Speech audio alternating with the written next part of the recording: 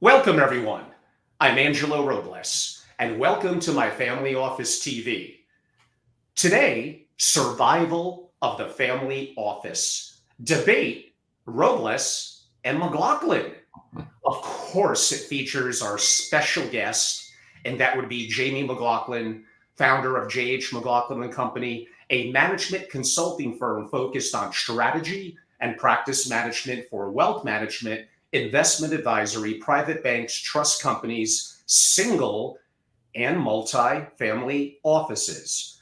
I've known Jamie literally since the first week I founded Family Office Association many a decade ago. We're giving away our ages, Jamie.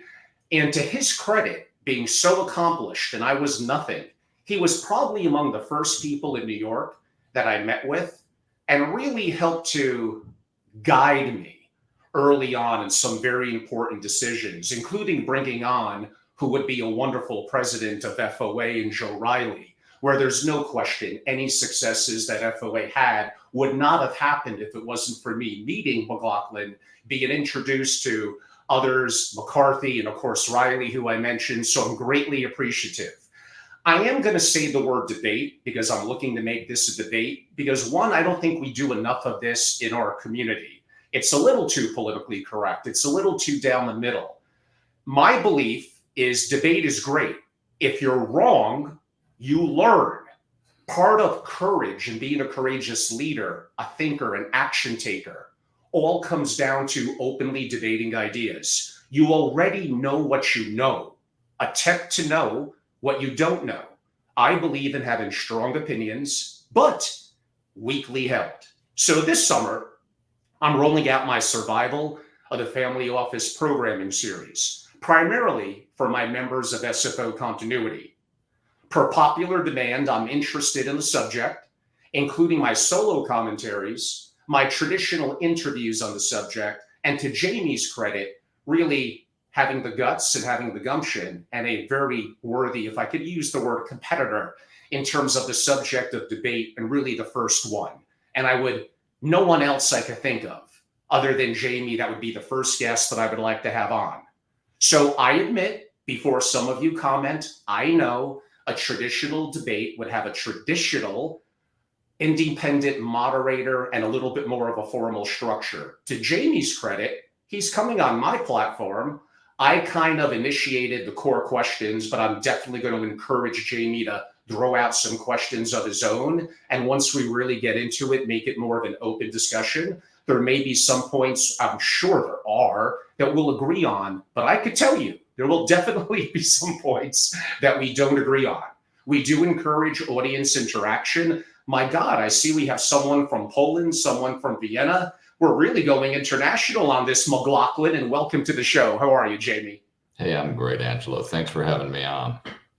A pleasure. So what I'm going to do is I'm going to give a relatively brief, well, by Angelo standards, let's call it maybe 45 seconds, a minute, open commentary. I'm going to allow Jamie to comment on the commentary or effectively give his own frame and commentary. And then we have about 7 or 8 core questions that we're going to rotate, so to speak, who goes first.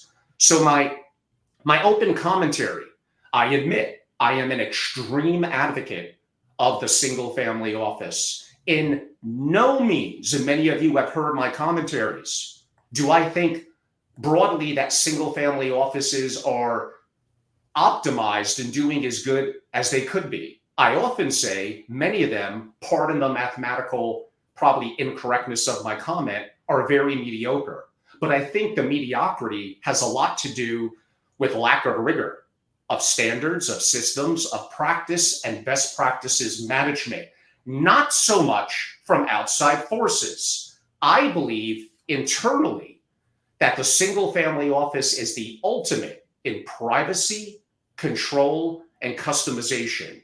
And I believe, and this partially comes from my global travels, knowing many families that go back often hundreds of years, some in Europe that might even be on this StreamYard, as we call it, Family Office TV that I'm doing now, that will agree with me when I make the bold comment of you cannot have dynastic wealth without ownership and control of private companies. And I know I'm going to hear a lot of stuff about private equity, about family offices can't do it internally.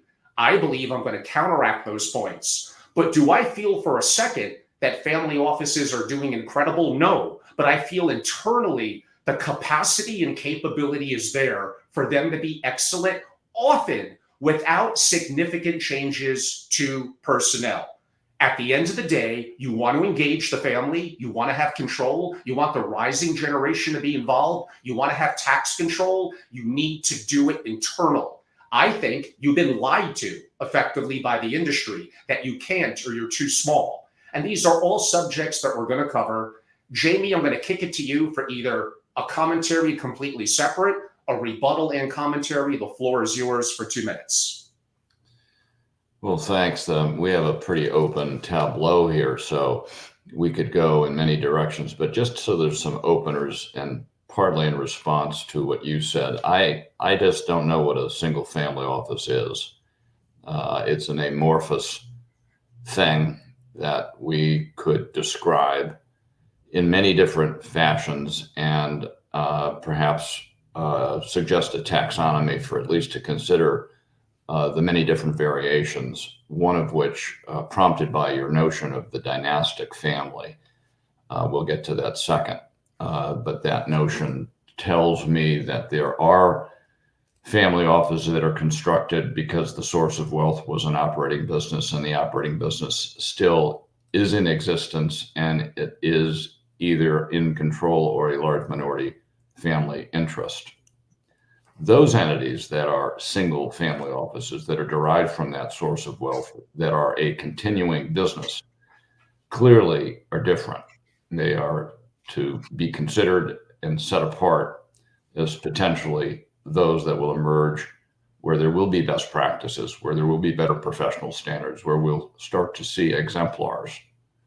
So I want to make sure that's clear. The comment on dynastic wealth is the only other thing I want to be prompted by, where I think we can find some agreement. The dynastic wealth concept itself is something we could contemplate in terms of policy.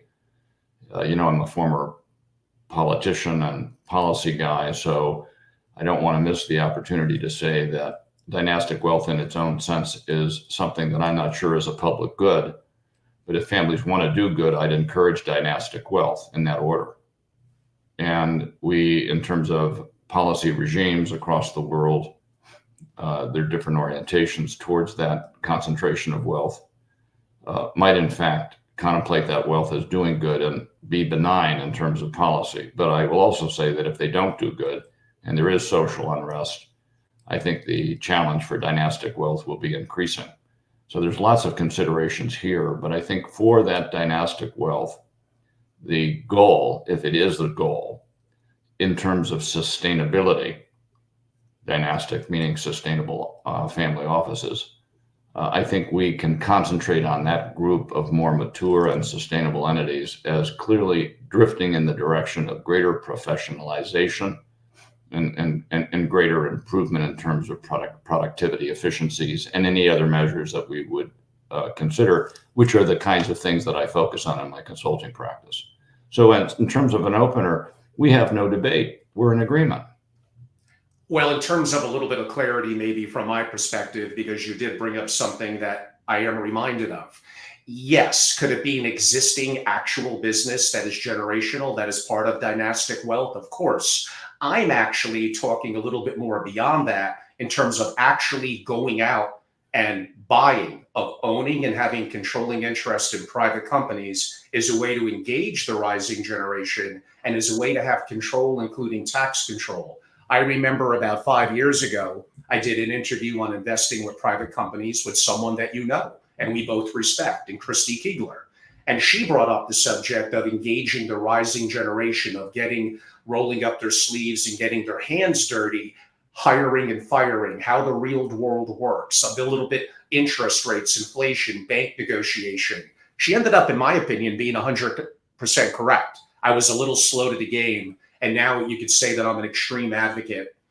Could I make the argument, and now you will disagree, that the majority of asset managers, MFOs, and let's broadly say vendors are effectively inadequate.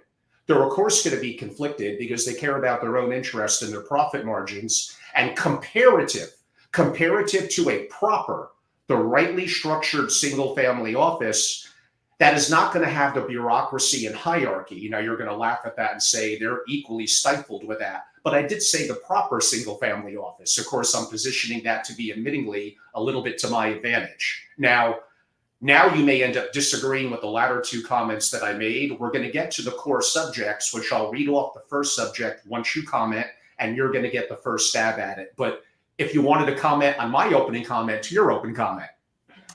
Well, I think your argument is specious. I think there's nothing to back up what you just said. Welcome to the world of the single family office. A lot of it is qualitative.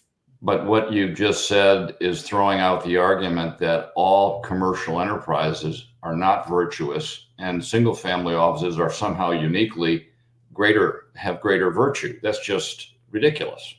No, that is an accurate comment. But there's too many variations. By one family completely dedicated to them. It could be that.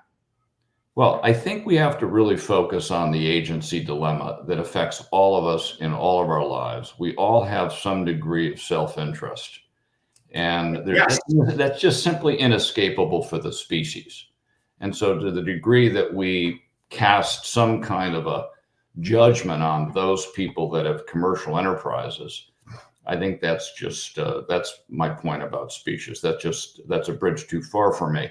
But I think the variations very, very widely. And just to put you in a position to sort of at least contemplate what you just said, if, for instance, family offices are, and clearly they are moving in the direction of exploring direct investments, but if they are doing that for whatever reasons, you mentioned the next gen, if they're doing that, and those are commercial enterprises that they're making direct investments in, they are then too, as investors and allocators in a commercial enterprise in some degree with a profit interest, because they'd like to have greater excess return than less excess return, of course.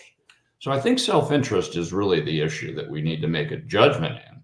And I have no interest. I have no problem with self-interest, as long as it's for the purpose that at the end of the day is virtuous. I think the key word here is virtue.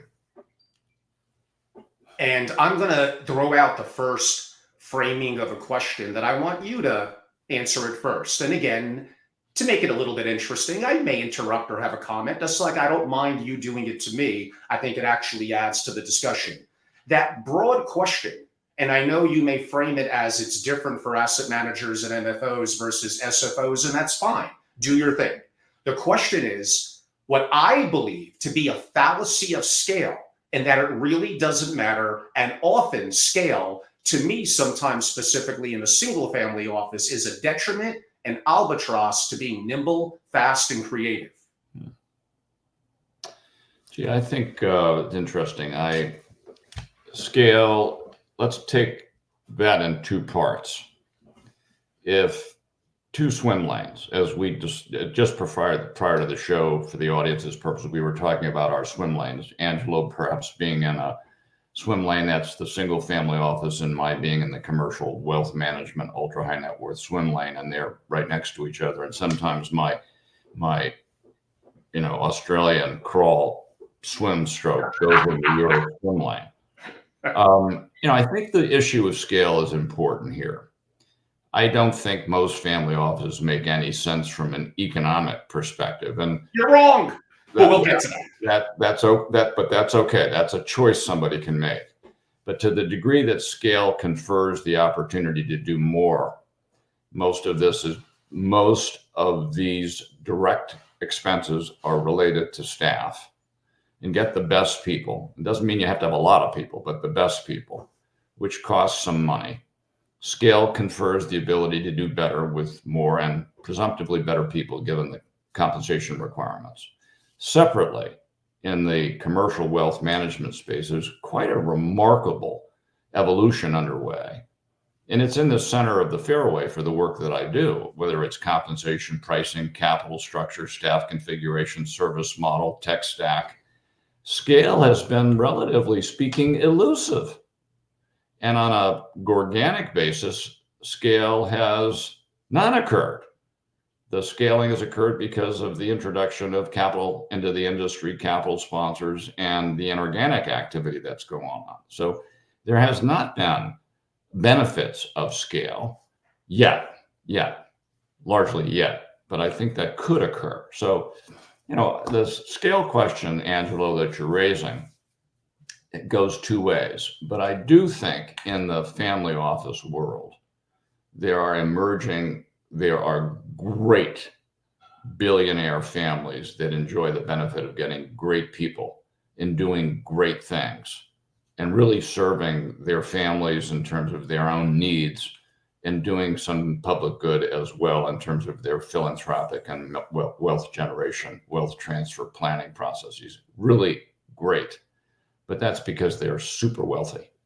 And I think for the most part, most family offices, if we look at the absolute number of family offices, the estimates are ranging all over the place.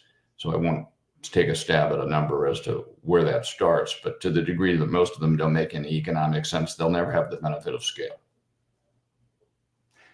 Oh, one question to you, Jamie, because you brought it up before in the past, and I don't think I totally agreed or wrapped my arms around it. If you wanted to add a little bit to what you said based on this question, you have been somewhat of an advocate of respect of gigantic hedge fund managers, often worth 10, 15, 20 billion or more internally, building more institutional level, as you describe it, a single family office. If you don't mind, if you could pontificate what you found to be of value in your research and your process of engaging or looking at them from afar, and how others in the community could learn. Well, let me make it clear. I think in terms of the best performing from an economic perspective, from a productivity perspective, from an efficiency perspective, some of the best performing exemplars within single family office land are people that came from financial services, whether they're hedge fund principals or private capital principals, real estate principals, or other. They were in the investment or capital markets or financial services areas. They came out of entities or training that was profit driven. And to the degree that they have formed management companies separate from their operating businesses that were in financial services, they have different analytical approaches and expectations for outcomes that are very profit motivated. And the behavior of the people and many of the cultural anthropology of those places follow just as a natural course. And so I think the outcomes that they're having in terms of their presumptive, by the way, because there's no published information here, but their presumptive outcomes for their growth rather than a diminution of their assets, their growth of their assets, their philanthropic opportunities, their public impact has just been greater by any number of measures. I mean, the latest thing being the Bloomberg Philanthropic Foundation's gifts to Johns Hopkins University. And that kind of thing can't happen without great management, without great people. But it started because there was sufficient scale to do that. Wonderful. So again, I'm going to restate the question and give my, let's call it, response to it. The fallacy of scale and why this really doesn't matter, and is often a detriment and albatross to being nimble, fast, and creative. My perspective is going to be, of course, more in my focus of the single family office, but I think broadly the commentary will be applicable. SFOs do not benefit from a lot of hierarchy and bureaucracy, which is inevitably going to happen in any large organization, which in the family office world, single, I may define that as 20 or more, let alone 50, 100, or like the giant hedge fund managers that have teams of multiple hundreds to thousands. It's not 1990 anymore. They're not getting, now we'll get to investment performance a little later, 30 to 40% returns. They're too big. They're not nimble. They're not as creative. And you look at their return profiles, they're broadly below a passive index. Now, those are all things that we're going to get to a little later. So the question from my perspective, does a sub $500 million, quote unquote, single family office deserve to exist? Absolutely. And the efficiencies and scale with technologies. And although I'm not the biggest person on outsourcing, which we're going to get to later, but a part of it you do need another set of eyes, especially if you're smaller. You do not need to be $1 billion, to be 2 billion, to be 3 billion, to be 5 billion. You do not, absolutely, you do not need an investment team of dozens and dozens of people. It's a complete lie. You don't need compliance like they need unless you want to become a GP. If you want to become a GP and build up that kind of infrastructure, then go for it. Then you're really heading into being a commercial enterprise, which I, depending on the goals of the family, may not be the biggest advocate of. I think that there maybe is not so much to learn from a lot of the big iconic investment managers that spend all their time in Hamptons in the summer. What are they really doing in today's world that's creative? They're asset gatherers placating to the institutional community. And I don't think there's really a lot for the vast majority of single family offices to learn from. Do I think they're wickedly smart? Absolutely. Do I think that we can learn some principles of institutional level investing and compliance that I, being a student of the single family office, would have an interest in and could help impart some of that to, let's call it small, below $1 billion family offices? Of course. Besides the albatross when it comes to investing, why do I need scale to address my tax needs, my estate needs, really even my concierge services? Now, there comes a point when you are too small, maybe at just simply a couple of millions, where having a single family office, although I could argue if you follow lender versus the IRS and you set it up a certain way, you're going to get tax advantages for doing that. Now, the devil's going to be in the details. And by the way, when I'm talking about these things, I'm living through it, creating my structures in Wyoming, my holding company, which we'll get to shortly, and my interest investing in owning and controlling private companies, and for me, an unregulated private trust company. So we're going to get to the issue of talent that Jamie brought up in a separate subject that we could do a deeper dive on. I think it is way overrated. You could easily, I'm going to throw out that term, recruiters are going to hate me, easily build an impactful team being active as a single family office, and it's way easier than you think or what you've been led to believe. Now, you got to have proper practice management, and you have to be willing to pay. But I think you're underestimating what you're paying in active management and how a part of that could be repurposed, dedicated to your family office.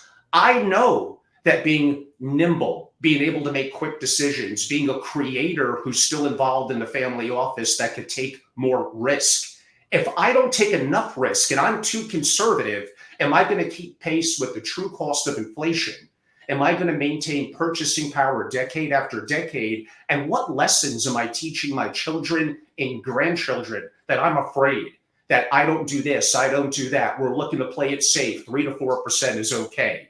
I want bloodline. I want skin in the game. I want alignment of interest. And I want people that are, quote unquote, in my opinion, not afraid to win, let alone in a single family office, unlike a PE fund that is looking to draw on capital, charges you a truckload, not just the 2 and 20, but the expenses that you often really don't see. And they're inpatient capital. I want patient capital. I want single family offices to stop taking the easy way out of overly allocating, of being an LP, and take more control. Developing an investment policy statement and asset allocation is easy. If you can't do that internally and you're a single family office, shame on you. Shame. That's unacceptable. Okay, Jamie, I'll allow you either a chance to comment or we can move on to the next question. Wow. Well, let's just unpack a couple of things there. The notion of nimbleness came up. I think the idea was that there was no hierarchy, therefore that was nimbleness, being the opposite of the hierarchical comment, was an advantage. I would generally agree with that. And I will also say that no one said that having more people and greater expenses meant that you had a better outcome. You have to have the right people and it might be only a handful of people. But let's make sure we divide the question here a little bit. So in these entities, there is inexorably an investment function. And that's where the costs are. That's where the primary costs are. A secondary part of what are the absolute costs, not the unit cost, comes in the service regime for the multi-generational families, larger G4, 5, 6 families, where there are many different households, and the family offices are structured really to service those families. The investment team is largely what you and I would call a fixed cost that is generating portfolio outcomes into the entities for the various households within the generations. And so there's an investment team and there's a service team. It has some features that for those very multi-generational family offices that look like commercial wealth management firms, in fact. But there's no question you could do more with less on the investment side. There's just simply no question. So the question of the unit cost or the cost per head is different. And without question, you could get greater people and do some really good things. But I think what's most important in my observation is that a huge majority, and I don't want to say it's 82% or 94%, but it's certainly a large majority of family offices are advanced bookkeeping shops. They're doing tax compliance and bookkeeping. That's where they start. And some of those people may have come from the operating business. They exist for compliance purposes largely. Hundreds and thousands of them. And I don't think they have an investment identity at all. So let's make sure we make that really clear. So the hierarchy or the nimbleness factor changes. The investment piece could be quite small and high performing. But as you get to the multi-generational family, you're going to have more and greater numbers of people simply to service those families. It's just simply no question about it. Now, last thing, and I'm not sure where this idea came from. What kind of cockamamie is it that an IPS is easy? You've got to be kidding me. It's easy. So an investment policy statement in terms of the governing document on its face, in terms of the document, I guess structurally to frame that and its elements is straightforward.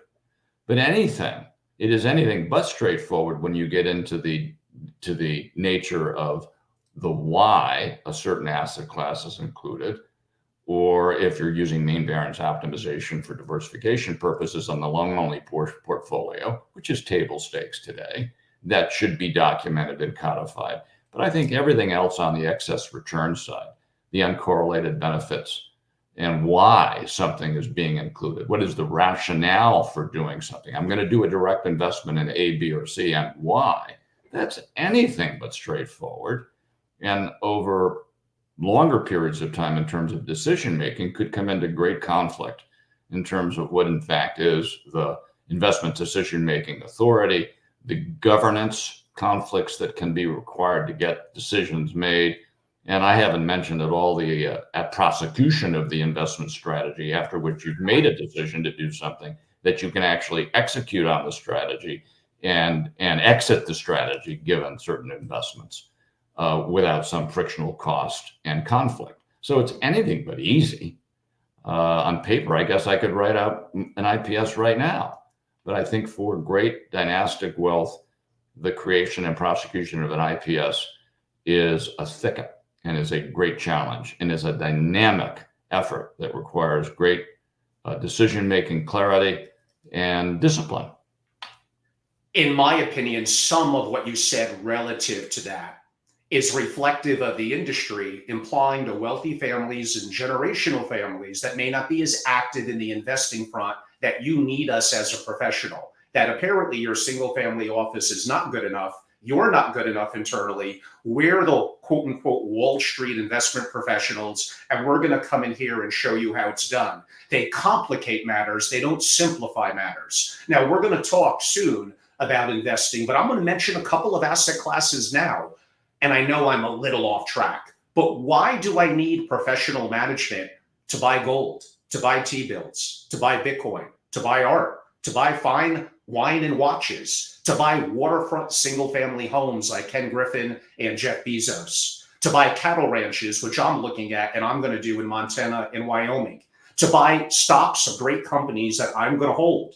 Now, do I need banks and custodial relationships? Absolutely. Some of them are incredible. And I may need downside protection, swaps, derivatives, and options to help hedge certain risks of things that I'm doing. But I admit I jump a little bit ahead. What I am going to do, though, is throw a question to you that I probably don't have much to comment on. So I'm going to give the floor to you because it's more directly in your wheelhouse. But I think parts of it do impact the single family office community. And that would be Byron Trott in BDT and their, let's call it, merger with Michael Dell's MSD. We also look at what Viking into Rockefeller.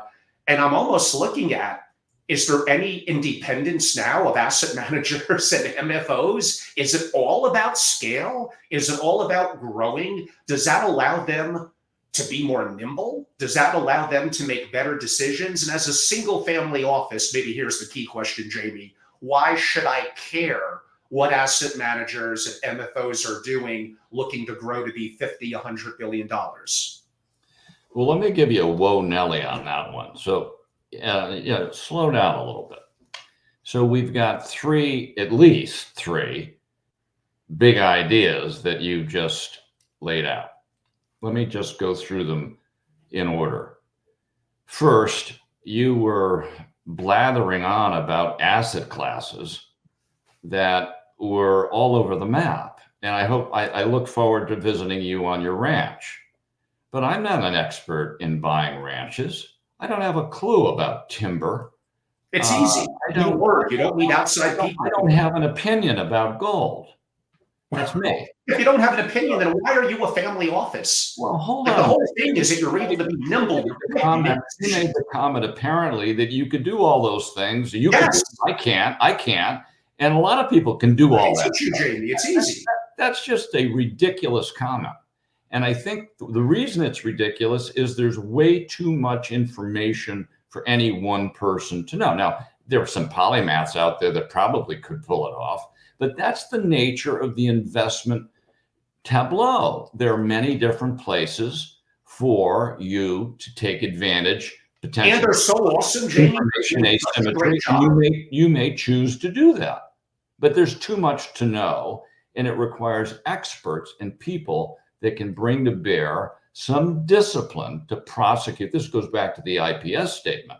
A set piece in buying timber, I'll get a timber expert, I'll buy that Georgia property, blah, blah, blah, and so on. But to do all of those things in the context of something that gets you the outcomes that you wanted to do in your governance statement of an IPS is wicked hard, and it requires a lot of discipline. Two, BDT and MSD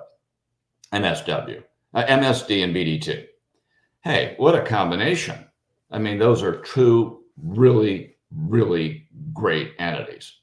They're great in every different measure I could offer, but certainly on the investment side, and most importantly, in terms of the upside and potential for that combination, they're being in the game, having access, and having tentacles out there. I mentioned before this information asymmetry to get opportunities and be the first adopter of many different things. It's a great combination that should be and will be a powerhouse, one could predict. And there could be other combinations like that. But that got into the third idea, which was, I think, the idea was that there's outside capital coming into the industry, and we can explore that in great depth. It's my swim lane, and I'm not sure where we want to start, but just to use that as a tipping off point, because I think it's a big topic. Is everybody in play? Hey, if you're a partner of one of these closely held entities, you have formed a partnership, typically an LLC, and multiples have bid up to where they are. And I think the multiples, by the way, are uncorrelated to the business cycle. I just think there's many more sellers than there are buyers. I think that's at the base of why we have the multiple expansion that's occurred. I'm not sure it can get any higher, but it's high. But to the degree there's capital sponsors that are entering the space at what you would say is an expensive price, they see the opportunity for them in terms of business that provides the effect of an annuity, a never-ending stream of a dividend that comes from what we see in the industry on the commercial side, these 98.5 and 99.2 client retention rates. It's extraordinary. And so this looks like a nice place to invest for income. That there could be a capital gain in return for the capital investment over multiple periods of time to boot. This is pretty nice. This is a pretty nice deal. Now, I think the prices getting over 20x are unsustainable. That's where the numbers are, at least the reported number for Fisher. I don't believe any of these reported numbers anyway, so let's be clear on that. But the fact is the market has clearly been bid up. And I think partners in these LLCs have a duty to themselves to not miss the opportunity where prices have gotten fairly high. But is everything for sale? I think so. I think for most of the G1 firms, this is where most of the RA land has been built, those that are scaling. For most of those G1 firms, I'll be 71 later this year. There's many people that are my age, and they literally cannot affect an internal transition without outside capital. That's a fact. So I don't have a problem with outside capital coming in initially. I don't have a problem with somebody selling. Here's where I draw the line. I think there's better capital, the capital that will allow us to achieve our needs to serve our clients, potentially regain control if they've given up control, and really do what we need to do to get to the scale and size opportunity that will allow us to do both the service mandate and the investment mandate. So I think we're going to see a transition. Last, and my final point is I'm really sick and tired of hearing on the alternative firms that champion their independence. You can't be independent and do it on your own, living on free cash flow if you're a rinky-dinky billion-dollar firm. You really can't do a lot on your own without some form of outside capital to do something strategic. So I'm not in defense of the capital sponsors, but certain of them are more permanent, longer-term investors. Family offices, by the way, themselves are thinking about this as a place to invest. As allocators, they're longer-term investors. Pitcairn took some money from Temperance as an example. So I think that longer-dated capital could really help some of these firms get to the place where they can do a better job in service. Now, last, short-dated capital that are financial investors that want to flip these properties, shame on sellers that give away their control to one of those firms and, in fact, have disruption in the 5 to 8 year cycle of a portfolio fund. Shame on them. I don't have as much to comment, Jamie. That was a little bit more in your wheelhouse. I have opinions, but because we have to the bottom of the hour, say 12:30 Eastern, there may be other topics. But if I had to briefly comment, perhaps more indirectly related, all I hear is size and scale. And to me, I look at bloated. I've worked in large organizations before. I realized before I knew about it that effectively, 20% of the people really effectively did 80% of the work. These industries, broadly speaking, are wickedly inefficient. They're overbloated. I don't want to add to the rolls of the unemployment here in the US. I'm just talking a reality and how the world has worked lately with technology, with the advent of AI, and how I'm using AI from a perspective of sourcing private companies, which I don't want to share too much of my private, more member content relative to that. Actually, all the things I'm talking about the advantage of a single family office, the ultimate in control, privacy, and customization, has absolutely never been easier, even if you're relatively, we may define it later, a so-called smaller single family office. The next topic, I'll take the lead on the initial open, and then I'll give it to you. I'm going to read it. the woeful underperformance net of fees of most active managers and 2 and 20 structures as GPLP structures, and why it's better, in my opinion, for family offices to internalize and do this internally. First of all, the triple Q will demolish the majority net of fees of venture capital firms that are out there in terms of the returns, especially over a 10-year period. Now, I picked on venture capital when it's getting kicked a little bit. I do think there are some incredible firms out there, some wickedly talented people, and that is a little bit of an insider's game. For the majority of you, you're not going to be able to get in there to some of the great larger quote unquote firms. You're going to have zero control, and you're not going to be engaging. And again, I go back to it, the rising generation. If I invest in the triple Q, not only historically am I going to beat the majority that I'm being comparative to, I'm going to effectively know what I own and be totally liquid. And that creates an opportunity for me to also get in, get out, control my tax picture, and hedge internally with the help of perhaps outside resources in my banks or others to do so. And by the way, the triple Q and the S&P is going to be, it's just the math, the majority of long short hedge fund managers and active managers out there. Now, you could argue, like Leon Cooperman did, it was the government artificially suppressing interest rates over many a decade that made it harder. I do believe there is truth to that. And maybe things will change to a degree moving forward, but I'm a little bit reluctant to believe that at the moment. The reality is what I just described, specifically even in, say, the triple Q, and that doesn't mean that I don't form a thesis and I don't look, if I'm tactical or core satellite of my strategy, that it may not quite be buy and hold forever. Maybe we are living in a different paradigm and world now where I need to be more on top of my stuff. I think it was Buffett and Munger that said, maybe have a small basket, but watch it really, really closely. The reality is the vast majority over 10 years net of fees of active managers are not going to be the passive indices that I'm talking about, that you could also buy and own them internally, control your own tax picture, and be able to maybe not want to invest in certain companies that are in the indexes. These are all easy.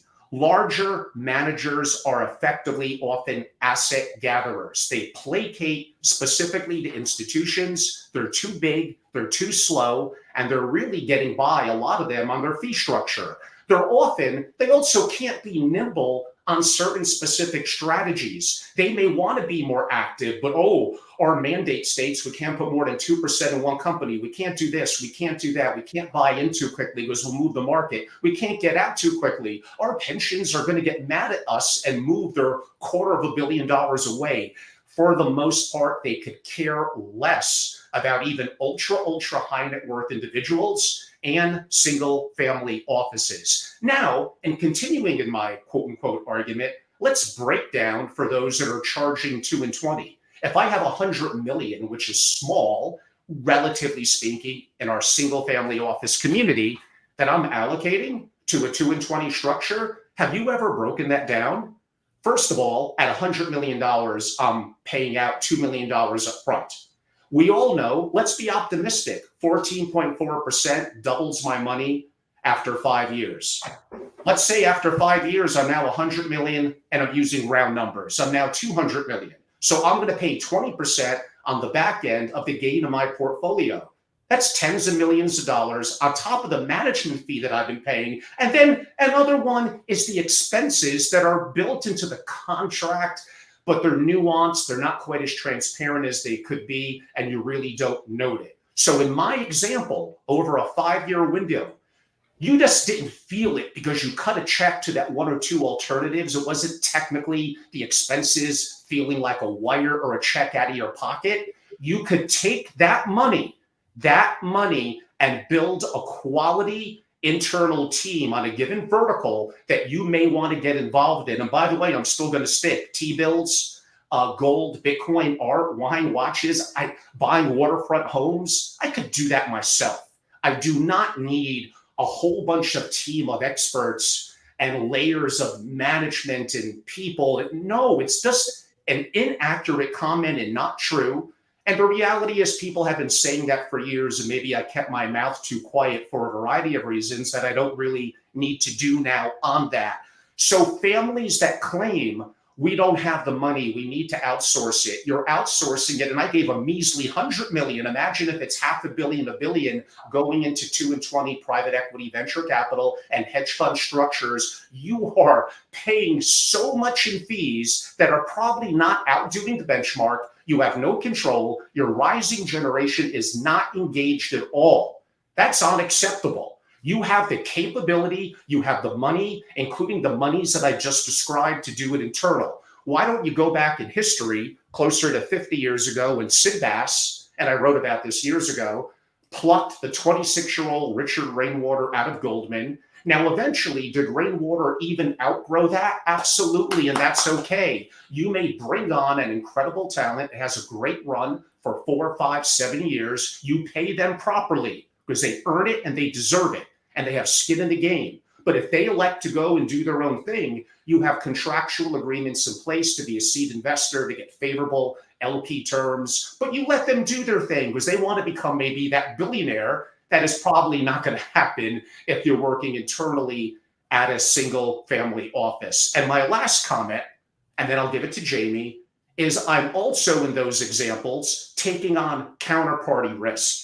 I don't really exactly know what the hell is going on, depending someone on the strategy in the fund. I have no control of taxes, no engagement of my rising generation, and I am taking on additional risk and a layer. Now I have a fund, I have to manage that.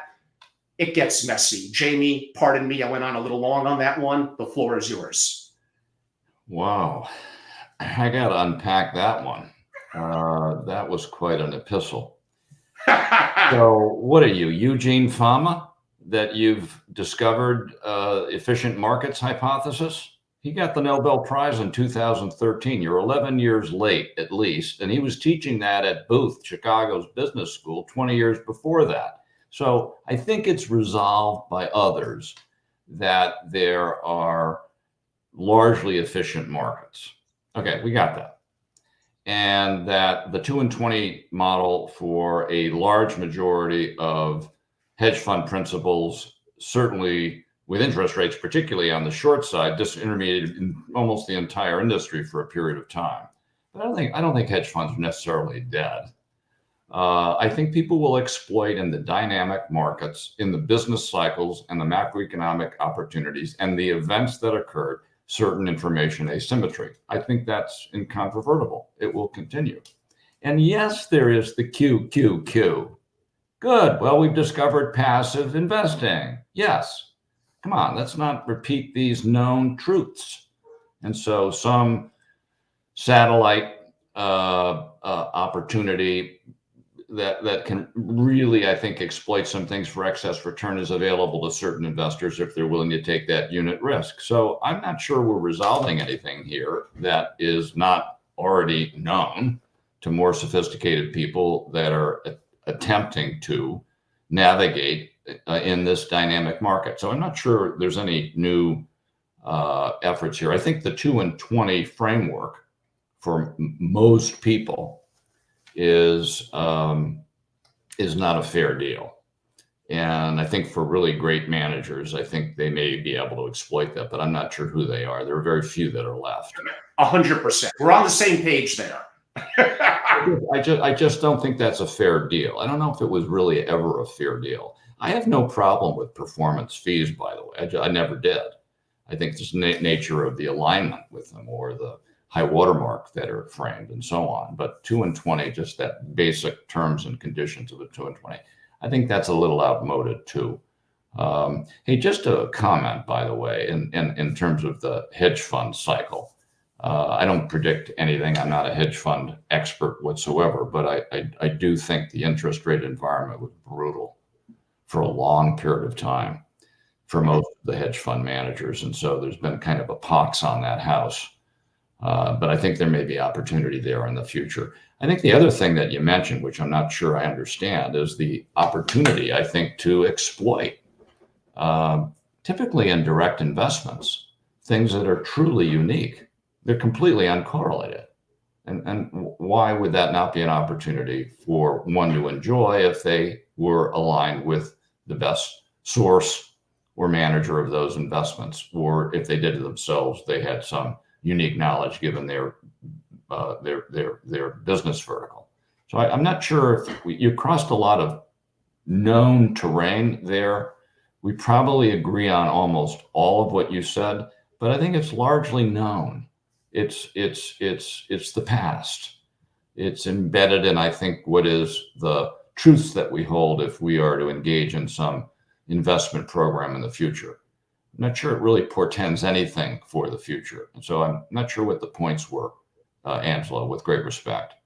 Part of it relates to the fact that I don't need to have a massive team. I could have an intimate team. And the reality is the vast majority of active managers in a variety of different structures are not outperforming a benchmark net of fees, and they don't offer the liquidity and transparency. You make it seem like, well, yes, I broadly agree with you, Angelo, but the industry kind of knows that. There are still way too many alternative asset managers out there that don't have an edge. And shockingly, unfortunately, there's probably too many single family offices that are making what I deem to be poor decisions because they're outsourcing too much. And when you outsource, again, in my opinion, you insource. You take care of your investment policy statement, your asset allocation strategy. Now, related to your last comment, do I think that even a large single family office is going to do everything internal? No, that would be a bad decision. Do I think that some, let's go with the loose word, alternative managers are going to outperform consistently over time? Maybe at most 10%. It's probably closer to 5%, but let's even be a little optimistic. So sure, I think there are certain verticals, depending on the investment policy statement and the asset allocation strategy, that the family may want to be active in as an allocator. And if they feel they're not going to get passive or internal exposure, they should absolutely consider that some alternative managers are going to be a good fit. But understand, you may not know exactly what they're doing. You're going to have limited liquidity and transparency. But sure, like for instance, my audience knows, although they're always kind of rude to me, but it's fine. I'm a fan of Mark Spitznagel and Taleb. I like what they do at Universa. I think that would be effectively impossible for a family to duplicate that internally. So as a tail risk strategy, if things go to hell in a handbasket, should I maybe have 1% or more of my portfolio in there for something I can't duplicate? There may be some real estate or infrastructure strategies where maybe I might be able to do better in alternative managers. I did interview Donatella Cigarelli, who ran a $15 billion European single family office, and she was allocated to over 100 different managers at any one time. To me, that's kind of ridiculous, but you know what? She pulled it off with good returns for her family, so kudos to her.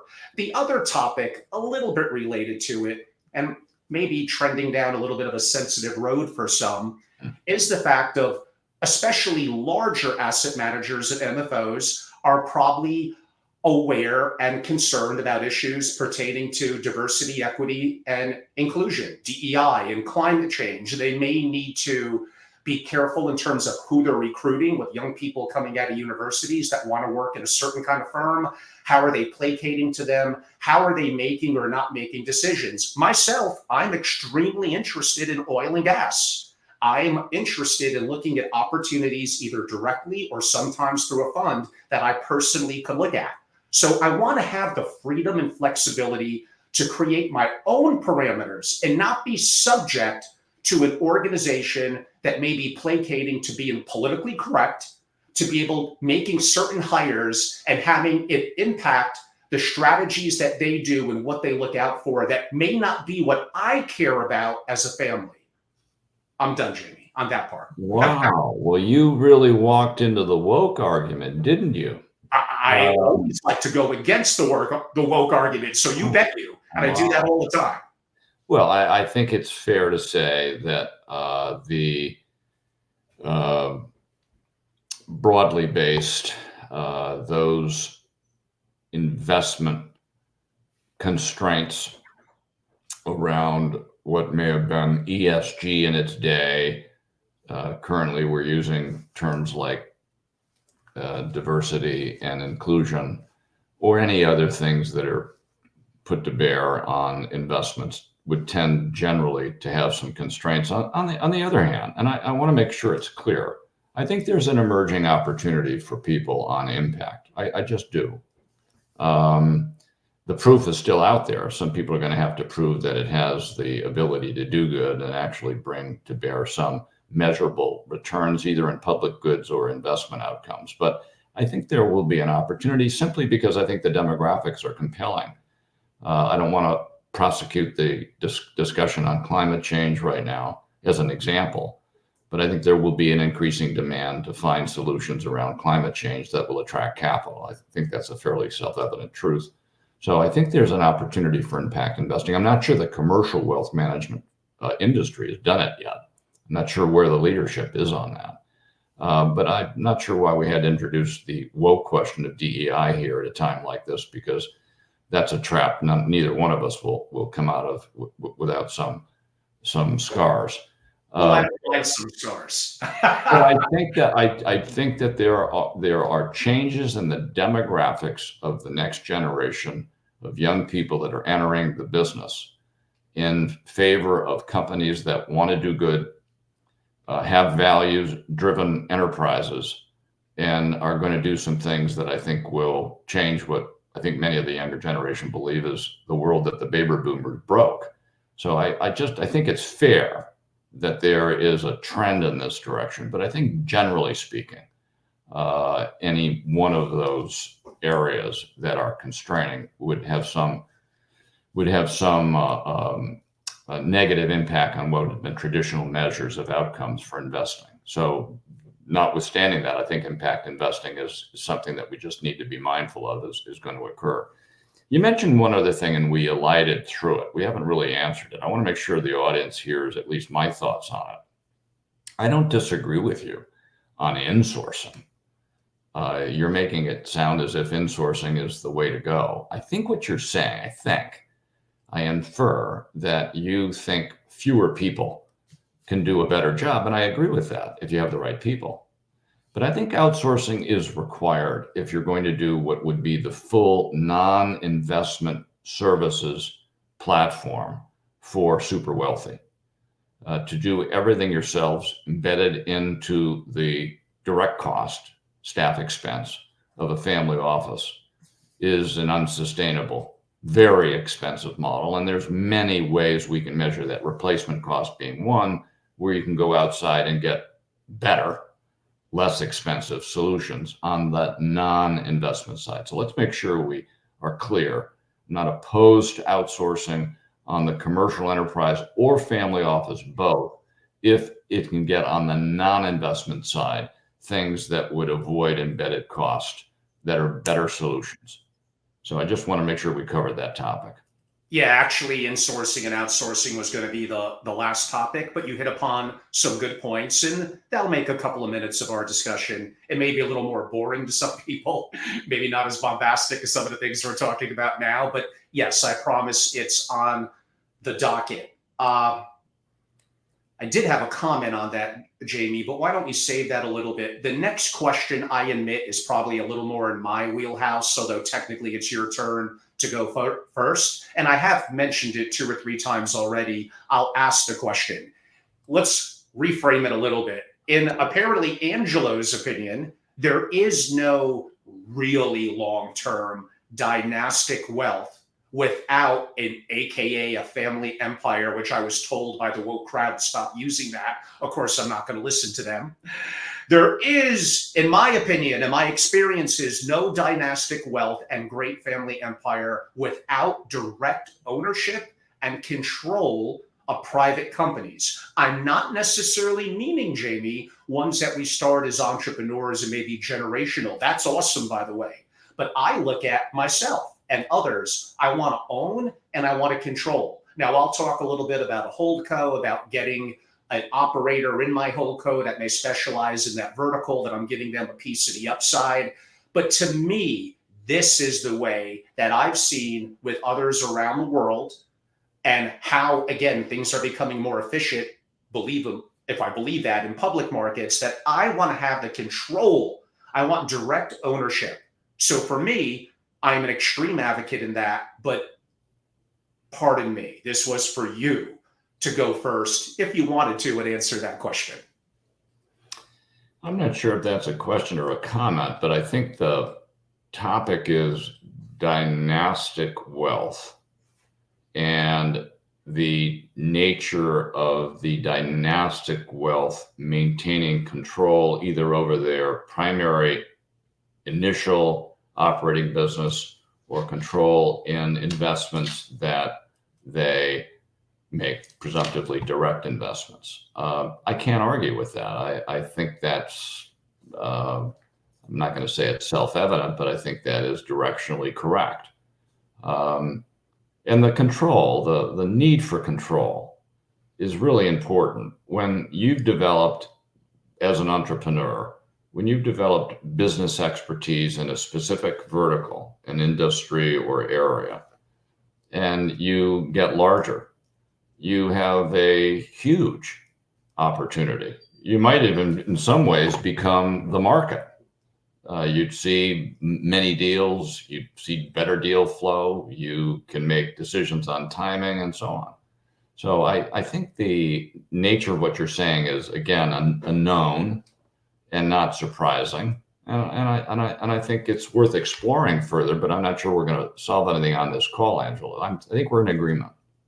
Okay, I mean, the next question related to it, so I'll kind of segue into it. But a comment that I'll make upon what I said and maybe Jamie said, and this is sometimes a fallacy among when I speak to college students and those, Angelo, I'm just not an entrepreneur. I'm not creative. I can't think of a great business idea. Well, you may be fortunate to come from the right family or build up the right resources where perhaps buying into an existing business that is inefficient, that your systems and operations, your management style, your technology stack, your marketing, most businesses, especially things that I'm looking at, let's call them boring blue collar businesses. They're owned by baby boomers. They're not overly sophisticated in marketing and things from that perspective. There's tremendous opportunities. There are literally millions of businesses for sale, millions. Now, are most of them going to be applicable to $100 million plus families? No, but some of them are, and some of them could be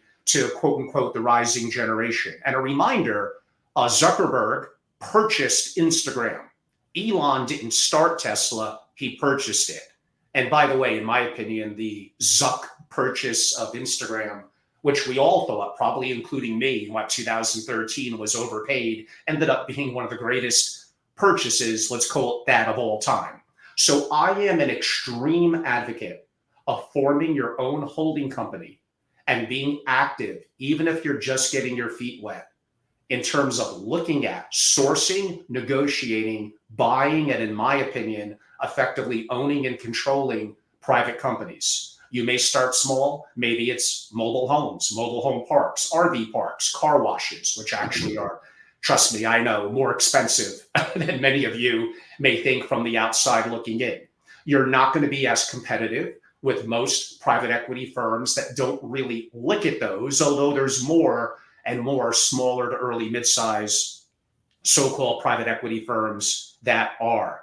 If you want real alpha and you want to have control, have tax control, and engage the rising generation, certain tenements, I agree, I keep on coming back to over and over again, you really need to do this. I know some of you are going to say the family members are just not interested, and that's okay. I'm not saying to force them. Depending on the size and scale of the family, every family member should know the basics of finance, of how the world works, of banks, of relationships, of private companies. But I get it. Not every family member is going to want to be engaged with that. And maybe dynastic or family empire, and Jamie hinted at this earlier, maybe you think it's not necessarily a good thing, that maybe it is good that the money goes back into the system, whether you want to call it government, taxation, etc.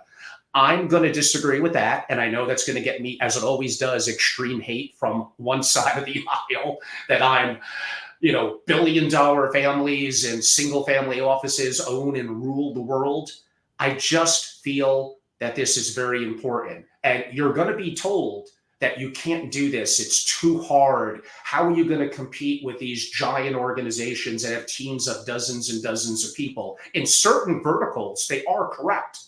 It is going to be hard to compete in certain verticals, but I think there's a lot more opportunities that are way easier than you think. I'm living and going through it in the moment in things that I'm looking at, which are blocks of car washes, ranch and cattle, and things, a little bit of RV parks, mobile home parks.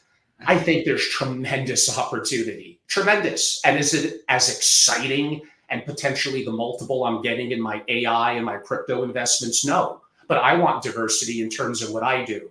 Maybe I'm going to reframe it a little bit as a question for you because it came up from the audience, Jamie, from Tom. And Tom is basically stating, I think agreeing a little bit with some more of your perspective, that it's not all about return. You're willing to give up some return in exchange for dampening volatility. So maybe he's talking about quality long short managers or active managers. Now that we are heading into a different or are in a different interest rate environment, is it about stability of return? I'm going to argue, no, Tom, that's what hedge fund managers like to tell us because they placate to their institutions and they underperform the benchmarks and claim that, well, we have less volatility. Therefore, once every 15 years, we're going to be proven right. I'm not buying into that. Families are taxable. I think families do need to be a little bit more tactful to real inflation, to purchasing power. And some of them, I think, are just playing it too safe. Again, Jamie, I covered a lot of ground. You may not even have really that much to add. We can move to the next question, but I will give that to you. That was like the bulldozer moved some of the topsoil to one side of the field, and then you went to the other side, and the bulldozer brought it back. So I'm not sure I have much to add. It's fertile ground. Well, that's Tom's fault. Again, it's I do think there is one little wrinkle there that would be worth commenting on right now, given that question that you just repeated. I do think the market broadly, and I'm not talking about family offices or ultra high net worth investors, I think the market broadly moved away from the presumption that they could outperform the market and socialized the investment community, all investors, that they should look at batting average and downside, upside outcomes, and that they were doing something salutary if they had better downside risk. I think the market socialized everybody to that. I think that was because they couldn't produce alpha, so they took the ball off that and went to the whole body. I mean, it's now an academic course of study. They went to an objectives-based approach.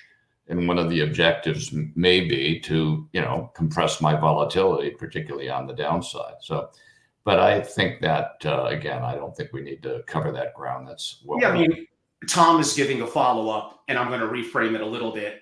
Angelo, if I'm invested, whatever, say it's 15% of my portfolio into triple Q or something like it, even if it's individual stocks within there, suppose I wake up one day and it's down 40%.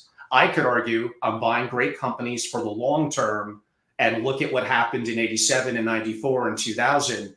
Sometimes patience is going to matter. And there also are things I could do with my banking relationships where I may be willing to give up a little bit of my upside in either swap, derivative, or option strategies to not go to bed worrying that I may wake up and things are down 40%. But that also is the benefit of proper investment policy statement, of asset allocation. Now, this gets a little, I don't want our discussion to really go down this road, Jamie, because we have two of the most important topics upcoming as we take it a little bit to the home stretch. But I could argue that brings up the whole thing about concentration, diversity in our holdings. The old adage, you want to become rich, you be concentrated. You want to have greater safety from volatility. Supposedly, you become more diversified. I'm not perfectly sure that I buy into that latter comment. And I'm going to make a comment that's going to be very offensive to some people. I'm going down some dangerous roads here, Jamie. Don't forget, Bill Gates could have been worth $1.2 trillion. He's not. I think he's going to be fine at his 140 billion, by the way, but he diversified away from Microsoft. Now, let's even ignore the fact that his foundation likely did incredible things. If we take that block of money, he still would have had something like, I think the math was 600 or 700 quote unquote billion. So I could make the argument, be very careful with diversification. I'm going to go back to the earlier Munger comment about maybe have an intimate number of eggs in your basket and watch them closely. Well, again, these are all bromides. We're not covering any new ground. These are known. I think the only comment I can make is there's many different ways to invest, and one has to know thyself, frame their own objectives. They have to come from within, and then they have to either themselves or through others prosecute that investment policy approach. And there's many different variations. Great. And why don't we segue to what I think are going to be probably the two most important topics, in my opinion, that we're going to cover. And you get the first dibs on the first one. I claim in my comment that for a single family office, and maybe I'm being a little tongue-in-cheek here, there is no war for talent. In my opinion, a single family office wants you and is willing to pay.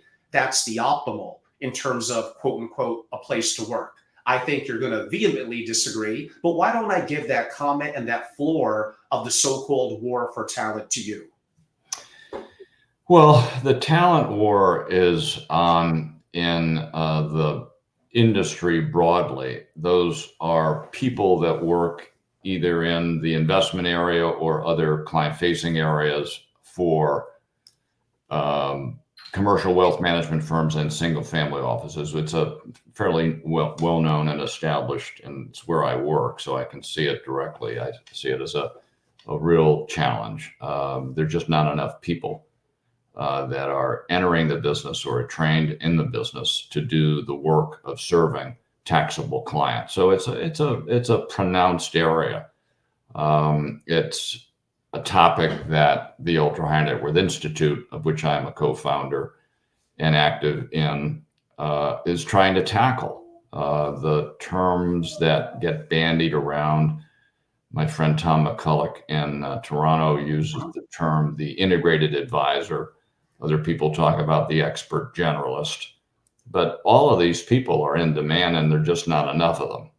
And so where do they come from? On the investment side, I think they come from what are the existing places. They come out of the academy. They may be in or out of the academy. They come in and out of industry. They cut their teeth. Ultimately, they have some prowess on the investment side. I will also say, just for the record, I am a little wary of some younger people that haven't been through multiple business cycles. But that notwithstanding, I think there is a fairly fluid, inefficient development of talent process on the investment side. I don't think that will change. Many of those people come over to the family office, multifamily office, ultra high net worth type firm in the wealth management industry. So that's pretty fluid and efficient. I think all the rest is just a huge, huge gap. Why? The gap is first in the side on the demand. There's just many more wealthy people. There's many more wealthy people that need many more services. The expectation that the family office or commercial wealth management firm will deliver solutions. Who would have believed this? Legal, tax, philanthropic, risk management solutions. One of my clients, one of my favorite clients, has a director of health and wellness that's handsomely paid. Who would have expected these people would be embedded staff costs 20 years ago, 15 years ago, 10 years ago? So the efficiency ratio for most of these firms, the unit cost for employees against the fixed cost overall, has actually, the efficiency has gone down, cost income ratio. And so I think that's because of a service expansion, but also because of the lack of talent. There are just many more families that need more staff, whether they're in single family or multi-family or ultra high net worth firms. So that's the issue. So where are they going to come from? I think there's a training and development challenge that's just huge. And I'm not sure if the industry has yet figured it out. The Alternative Awareness Institute has a wonderful initiative. It's a wonderful initiative. Theoretically, who is this integrated advisor and how do we find them? How do we develop them? What's the design around, in fact, meeting this talent gap? So there's a talent gap without question. I can't say I know exactly the answer, but this is my theory. I think the Post-Reformation Guild comes to mind. I think we're going to have to make them.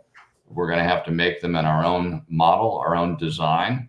I personally believe, and this is not casting an aspersion on any individual, but I personally believe that people that want to entertain a role in counseling that came out of a product manufacturing and distribution model, one of the broker dealers, is probably not going to be appropriate in a counseling role, which is where most of these functional duties lie. And so the industry literally needs to make them as if they were apprenticing and going through the journeyman of function and ultimately coming up through some kind of a master class. But unless that happens, I think you're going to continue to see a huge talent gap last. And it's quite an observation. It's really quite an observation.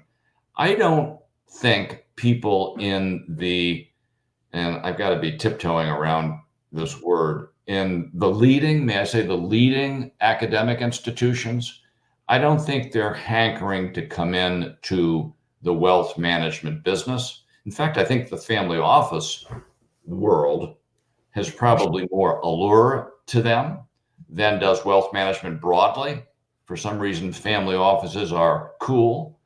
I think they'll be disappointed when they'll learn that most family offices don't compensate people particularly well. I got to change that, Jamie. So I think that there is, in general, not a demand from the leading academic institutions for people to come into our industry.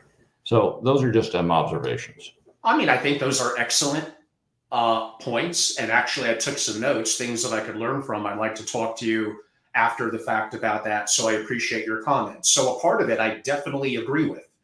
And yes, I don't quite know how compared to when I started there 20 years ago, but single family offices, which will relate to this question on the war for talent, have become, let's go with the word sexy. And the reality is most kind of do underperform. I kind of agree with that as well. And part of that is frugality. Part of that is not understanding the expenses in the 2 and 20 structure and other things that I brought up where the reality they could repurpose that internally. And in my opinion, not only obviously get better control and better engagement, but get better results. We could debate and argue that. And I agree with you on the training front as well. I gave the example earlier of iconic entrepreneur, investor, and family principal Sid Bass and plucking a 26-year-old Richard Rainwater. Richard Rainwater was not the Richard Rainwater that we would know into the late 70s and 80s, early when he was 26 years old. He had the inherent capability, but it was Sid Bass and the time he spent with him that really got the best out of him. And eventually it was time to move on. And I also covered those subjects a little bit earlier as well. Maybe to a degree, what I'm saying on the war for talent and when I say no true war, if a single family office really wants someone, it's going to be an attractive opportunity. Now, we could get into the weeds of family offices say one thing and deliver another. Is there nepotism? Is the principal older and going to pass away and then everything falls apart? Do they live up to their bond? Even if there is an agreement, the family office has way more money than the executive and they may lose in court. That would be a deeper multi-hour discussion. I actually did a program 2 years ago with a European who worked in 3 single family offices. It was titled 10 Reasons Not to Work. It was a little tongue-in-cheeky, but it was pretty accurate. 10 reasons not to work in a single family office. But I'm an advocate that a single family office has the resources. Stop being frugal, aim for excellence. Well, last point, though, let's be clear on this one big separator in terms of compensation. I spend a lot of time on compensation in my work. So let's just go there for a second just to finish up on the talent question. And it doesn't matter what the age is. If you're going to spend your entire life as an employee, your compensation is going to come in salary.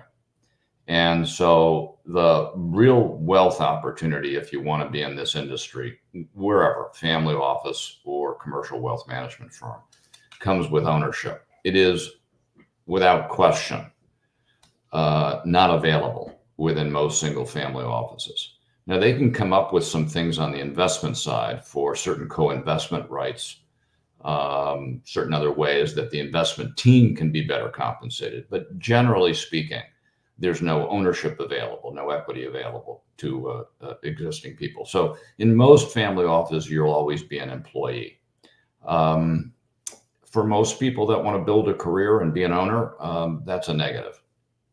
And how many people, one, really want to be an owner? And if I'm a family office, as I'm describing, who wants to be active in direct ownership and control of private companies, I am going to have the capacity to give carry and bonuses to potentially pay very, very well. But like I did state earlier, for those that are wickedly entrepreneurial, that maybe even making, in theory, tens of millions of dollars is not enough. They want more, or at least complete independence. Then yes. Well, I don't want to miss the point I'm making. You mentioned carry. I agree with that, but just let's make it really clear.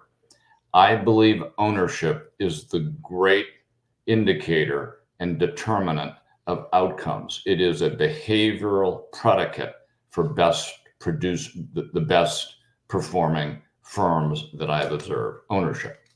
Then I also have the opportunity to create an investment company within maybe a holding company that I have, that there is a shared ownership. And that's, I think, a little bit of what Bass did with Rainwater in a different perspective near 50 years ago. I'm not disagreeing with you, Jamie. I think to some degree on this one, we're probably more on the same page, but I think it's possible for families to create that sort of entity.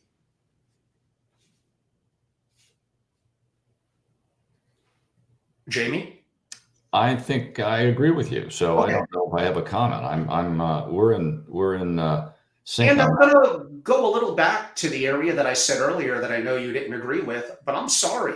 Buying T-bills, buying gold, buying Bitcoin, okay, I may need an outside expert for a little bit of guidance on wine and watches and cattle ranches and art, but I don't need necessarily to be an LP in the fund or active management to invest in any of those, to me, very important, potentially for the family. And I mentioned the stocks. I want to be, for the most part, I may want to be tactical on hedging, but I want to be more of a long-term investor. I don't quite buy into value and growth. I want to buy a good company and I want to potentially hold it for a long amount of time and hope it ends up being a good historical investment for me. And I just believe in single family homes, waterfronts, again, I'm talking to billionaires or the like, I mention are all things where I don't think I need to overcomplicate it. I think it is, in my opinion, relatively straightforward. And I think if you're a family office and you really want to build something great, again, the average family office wants to be left alone. A good one wants to be mentored, and probably a great one wants to be told the truth. I don't think there's a lot of great family offices out there, but I think the quality could absolutely be much, much better with a level of productivity, a structure and systems and processes and best practices, including some of the principles that we're talking about today. My next question was a little more ancillary to the last question, and it may be just a minute or so from our perspectives. I'll give it to you. Alignments of interest, and how does that matter to a single family office? You could take that several different ways, from the internal talent and their alignment of interest to me outsourcing to asset managers and MFOs, and where is the alignment of interest and does that matter? Well, I think we covered that ground. I'm not sure what else I can contribute on alignment. I think alignment in the nature of investing is the preferred option anyone would choose if they were given that chance. The degree of alignment then is the question. How can I get a higher level of alignment? Better terms, perhaps. And the last point I'll make, I've repeated it before, I think we all have self-interest as a species. And so to the degree that we can do due diligence, operational and investment due diligence on the level and nature of the alignment. I think it needs to be constantly explored and revisited. What are the incentives for individuals, for instance, in terms of compensation, and how does that misalign behaviors? There's many ways to look at it, but I accept that there is a great preference for alignment of interest. I think it's really largely where we're moving in a direction on the commercial wealth management side, where firms that are emerging from the product manufacturing, the traditional product manufacturing and distribution, supply-driven business, to where demand today favors counseling. I think the demand is for a higher alignment of interest, and it's why many of the big firms are being disintermediated, because they're perceived to be in the business of product peddling and asset gathering. So I think alignment is a preferred route. I think it's in the nature of the species that you would want to have more alignment with any one person that you're working with, on the presumption that they are your agent.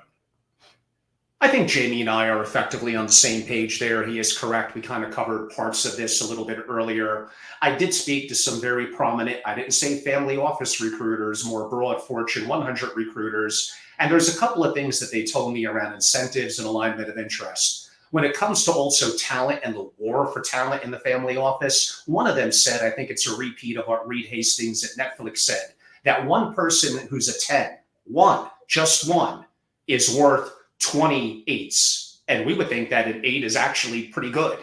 And this goes back to, there's no statues for committees, only to incredible individuals. So sometimes one person, especially in a relatively intimate structure like a family office, is worth an incredible amount in value to you as a single family office in your family. One person could change everything. It can be that impactful. And you're going to want to properly source that person, put them in a position to succeed, make sure that we have, quote unquote, an alignment of interest, and incentivize and pay them very well. To think that they're not motivated by opportunity and compensation is just foolish. I know it may sound politically correct. They want to work in an environment that they enjoy and have ice cream and do this or that. None of that matters. What really matters to them are the things that I'm talking about, and money is able to buy them security and freedom for their family. If you think that doesn't matter and you're a single family office, then I definitely have major disagreements with you. We did cover one of the questions that I listed relative to the triple Q, and even S&P is going to crush, quote unquote, net of fees over time, most active managers. So we'll skip that. And Jamie, I think we're all here. The last question, and you did bring this up, and we're probably going to disagree, but that's what makes it a fun debate. And I'm going to let you go. Does the single family office make economic sense is the wrong question, but you may think it actually is the right question. Why don't I give it to you and hear what you have to say? Well, I'll just assert that many of them don't make any economic sense, but that's my opinion, and I'm not sure it matters. And it doesn't mean someone would be willing to do what they'd like to do for their own purposes, privacy, control. You mentioned these before, customization and so on. They might do something that is economically less advantageous to them, but that's their choice. Their unit cost may be higher, but that would be what is the cost of doing this notion of privacy, customization, or control. I can't quarrel with that.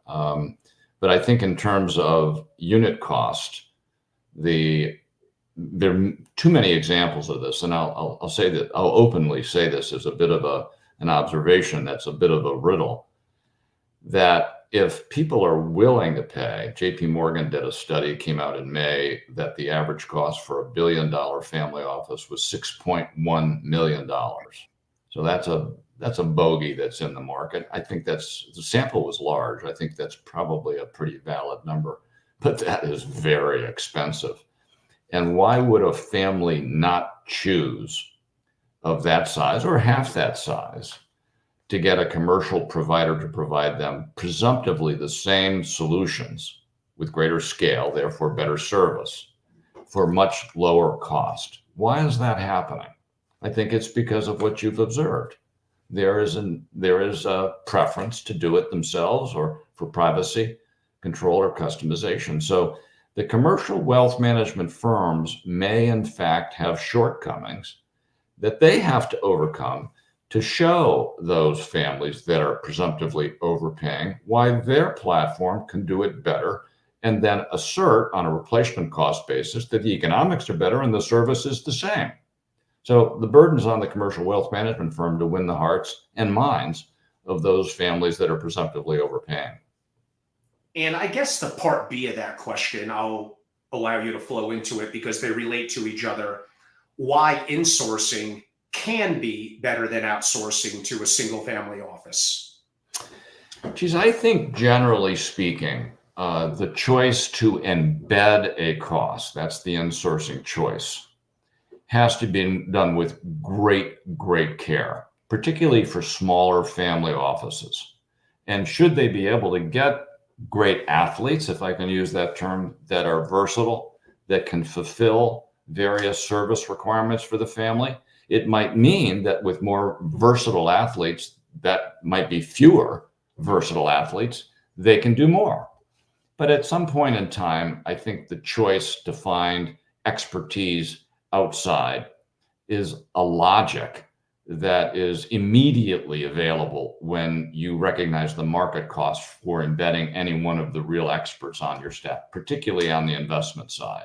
So it can be very expensive to do it yourself. That's just the simple truth. Sure. Okay. I mean, my take on it, and I think Jamie makes some excellent and very valid points. I was actually also going to bring up the JP Morgan study. I believe for an average quote unquote $1 billion family was 6.1 million. And I think there was an earlier study of about a $500 million or below family office that Citi did with Trish Botoff of Botoff Consulting, showed it to be about 1.5 to 1.8 million. And like Jamie said, I agreed broadly with the JP Morgan number. And I think that below $500 million, what Trish and Citi did, I broadly speaking agree with that. Yeah. So they're good. They're good indicators. Of course, I agree with you. And we don't have enough benchmarking and ideas to help us frame how things could improve. If we can't measure it, how are we going to improve it? So my comments to that would be, including on the 6 million, it may not even be enough. Like if you want greatness in your family and you want to have the right structures and the right talent, you are absolutely going to have to pay. Actually, honestly, in certain positions, you may have to overpay. But if that allows you to have privacy, control, and customization, to keep it internal, to have the internals, the controls be internal, to have the customization that you want, and to have, you hope, a dedication of long-term employees, especially actually in the non-financial roles that may be very personal to you, from opening up mail to bookkeeping to accounting. And maybe they need to deal, and they probably should, with certain outsourced resources, but as a buffer and an intermediary with you. Now, there is an old adage, if you want it to be excellent, then you build it internal. But if you can't build it internal, then why don't you go to a firm that supposedly has greater resources? And that's not bad. I agree that certain deep estate planning and tax issues, I want to have some of the deepest minds at McDermott, at Withers, and other prominent firms. But I also want to have some level of capability to help interpret that internally. Now, I gave extreme examples of very niche subjects that probably wouldn't make as much sense on a one-time opportunity for that family to bring in internal. So this is an age-old debate relative to internal or external. And I go back to, and I know it's been repetitive from both McLaughlin and me, because I said it, privacy, control, and customization. I want loyalty from my employees. I have to treat them right. I have to pay them right. I want to build internal structures because I feel this is going to be the better option for me than outsourcing. And again, I just scratch my head sometimes on the GPLP model and various asset managers where maybe you're just not feeling it, but use your head. This is not free. Banks and others should not be working for free. They're commercial enterprises. You should pay for the value that you're getting. So why aren't you doing that internal? Now, if you tell me as a family, and by the way, you ran a family business oftenly with an iron fist and to maximize profits and had an exit, but now the legacy and your capital is not getting that same level of attention, I don't understand. which goes back to, is a single family office right for every, even multi-billion-dollar family? Apparently, the obvious answer is no. If you're not looking to be great, in my opinion, and I know part of that is qualitative, why bother? And I go back to my earlier adage about average, good, and great, quote unquote, family offices. I desire, this is my obsession, my passion for single family offices, not just to survive. I did that in the title because apparently it gets more clicks than the word thrive. But what a single family office with the right internal governance, structures, and talent, and an idea to strategize and to execute in what they're doing moving forward and engaging the rising generations, I think we make it way more complicated than it really is. So I do think the single family office is the ultimate. They just have to get better because right now, broadly speaking, they're not good enough. But there's lots of room for improvement. And again, I go back to state, and I know this is going to get snickers from people. I actually just don't think it's that hard. I think it's pretty straightforward. Jamie, what I'm going to do, and I want to be respectful of your time, is give you a chance, as I'm also looking at potential questions coming in, to kind of give some parting and final comments, please. I think the main thing we can agree on is that we're in an evolution, and the evolution has two contributing parts. There is an extraordinary concentration of wealth that's occurred globally, particularly in North America. I am in observation of, and it's really been a great privilege and observation of the industry and many families. I think they want to do good, and I think they often don't know how, but they'll seek solutions to do good. I don't think the class of great wealth creators are bad people. I think they've been innovators, risk takers. They've enjoyed the privilege in the Western democracies of having jurisprudence, capital markets, and just the innovative nature of the culture supporting their wealth creation, which is a public good. And I think they will, in return, do good. So I'm a sort of an optimist for the class. I will also say, so it's clear, if they don't do good, the Western democracies are at risk and there will be social unrest. So it just make that very clear.